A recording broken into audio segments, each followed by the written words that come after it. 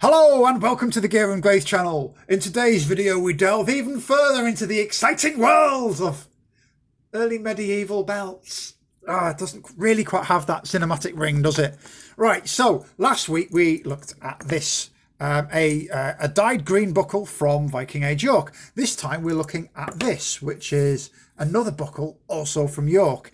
Now the similarities are they're both buckles, they're both made of bone, and they're both from York. Quite a few differences though. So this one obviously dyed green, this one not. This one's got a copper alloy tongue that actually hinges on the buckle itself. This one has got a separate bone tongue that rivets through a pivot, or that pivots on a rivet. This one's got simple lines cut. This one's got some a little crude bit of interlace here and some haphazard lines cut into it, either with a saw or a scalpel perhaps, or some kind of knife. But the big difference is how it attaches to, this one's also more oval as well, isn't it?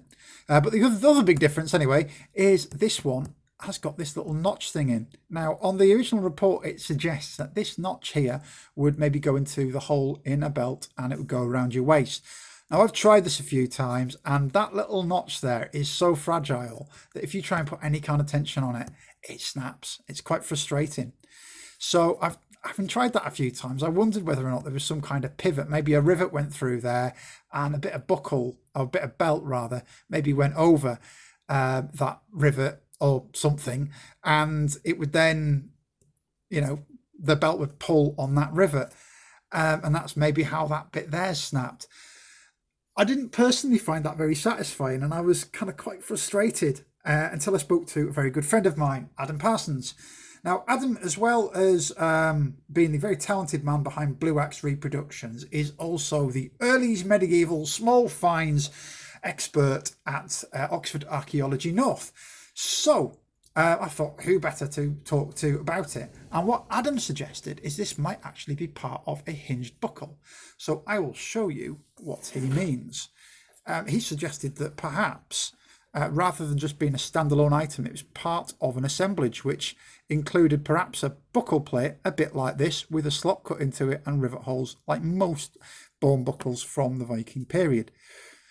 And what we'd have is another rivet that would slot through like that and it would hinge itself. And he cited another couple of examples, usually ones, I think someone's made out of copper alloy, but there is at least another one in Dublin which might also be a hinged buckle. So I took that suggestion away and thanked him very profusely for the great idea. And I've reconstructed this. So what I'm going to do next, I'm going to put it on, I'm going to finish rough riveting that. I'll probably put a bigger rivet in it because the hole's a bit bigger on the original, as you can see. And I will put it on a belt and try it on. I'm going to try this out at a few events and try and wear it over the course of this year and see, whether this works. And if it does break, does it break in the same place? Hopefully it won't though. So I'll hopefully have this on at events throughout the year. I will be at the York Viking Market in Holy Trinity Church on Goodrum Gate in I think it's the sort of the second last weekend in February, or the first or the last full weekend in February. And then the weekend after that, I will be at the Ancient and Old Market in Wiston Lodge in South Lanarkshire. So come and see me at either of those or at any other events this year and have a look and explore of this item and let me know what you think. So I'm going to go and sort this out. I'll get it on a buckle. I'll let you know how it goes. I'd just like to thank once again Adam for his expertise and his input and for giving me this great idea. So thank you, Adam. And if you would like to get any further information or see what else I'm up to, you can subscribe to this Facebook, you can subscribe to this YouTube channel. You can also catch my website, which I've been updating, so there are plenty of updates on there. And you can also catch me on social media at Instagram, Facebook and Twitter if you just search for @Gear and Graith. So thank you very much for watching. I hope you found this interesting and I will see you again for another video very soon.